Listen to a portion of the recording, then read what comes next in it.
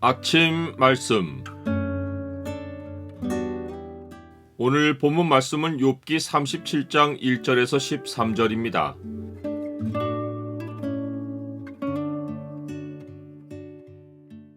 나의 좁은 세계를 벗어나 지혜의 넓은 세계로 나오라. 오늘 본문을 경고의 창으로 보면 자연의 폭풍이 사람에게 가르치는 것이 무엇인지가 보입니다. 경고의 창을 보여주는 구절은 37장 5절입니다. 하나님은 놀라운 음성을 내시며 우리가 헤아릴 수 없는 큰 일을 행하시느니라.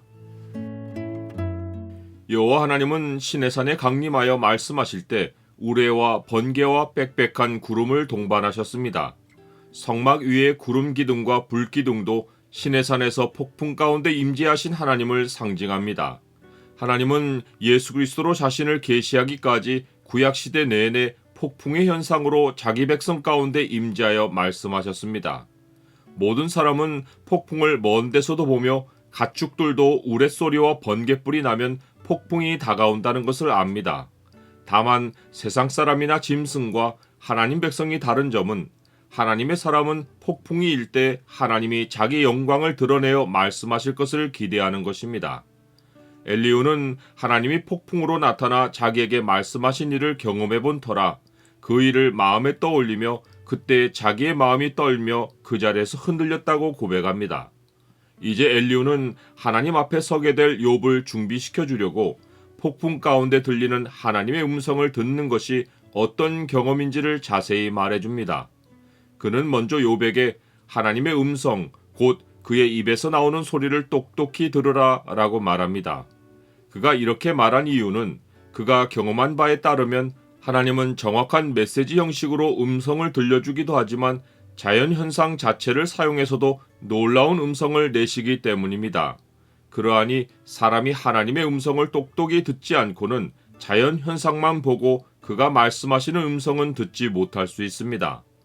어떤 경우에는 하나님이 우레소리를 천하에 펼치고 번갯불을 땅끝까지 이르게 하신 후에 음성을 발하시지만 또 다른 경우에는 그의 위험찬 소리로 천둥을 치시며 그 음성이 들릴 때 번개를 멈추게 하지 않고 계속 번갯불로 관역을 치십니다. 이처럼 하나님은 우리가 예상할 수 있는 방식으로 말씀하지 않고 사람이 헤아릴 수 없는 큰 일을 행하며 놀라운 음성을 들려주시기에 똑똑히 들으려 하지 않고는 그가 말씀하시는 소리를 알아들을 수 없는 것입니다. 또한 하나님은 폭풍으로만 임재를 나타내지 않고 추위로도 자신을 나타내십니다. 적은 비와 큰 비도 내리게 하시지만 눈을 명하여 땅에 내리라고도 하십니다. 엘리후는 추위를 통해 하나님이 전하시는 메시지를 이렇게 말합니다. 그가 모든 사람의 손에 표를 주시어 모든 사람이 그가 지으신 것을 알게 하려 하심이라. 그러나 짐승들은 땅속에 들어가 그 처소에 머무느니라.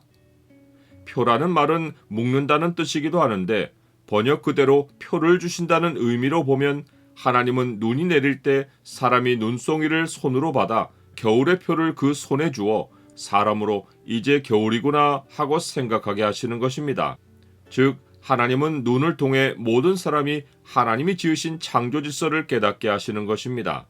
이로써 사람은 활동을 멈추고 짐승들은 땅속에 들어가 처소에 머뭅니다. 엘리후는 눈이든 비이든 자연의 모든 현상은 하나님이 조종하시는 대로 할 일을 하고 있다고 말합니다. 사람이 이것을 안다면 하나님이 하시는 일이 자연 세계에만 적용되지 않고 땅과 육지 표면에 있는 모든 자에게도 하나님이 명령하여 모든 일이 일어난다는 사실을 깨달을 수 있습니다.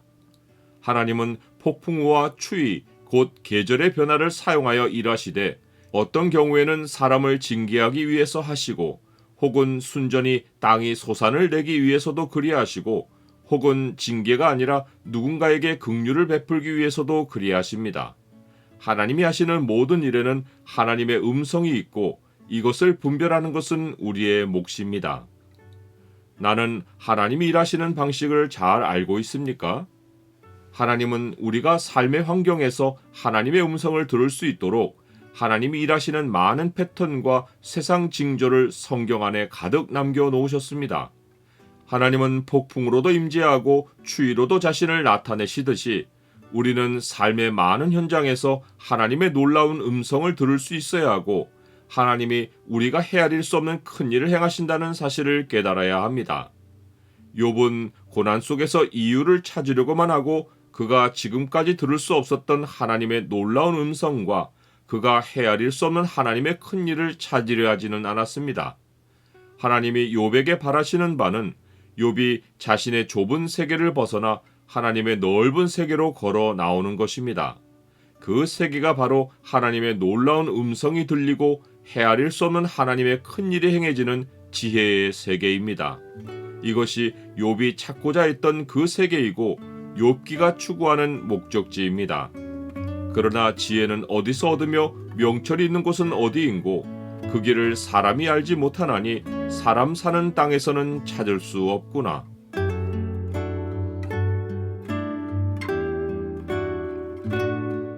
주님, 폭풍 가운데서 말씀하신 주님은 이제 기록된 성경 말씀으로 주의 음성을 들려주십니다. 저를 주의 넓은 지혜의 세계로 옮겨주셔서 감사합니다.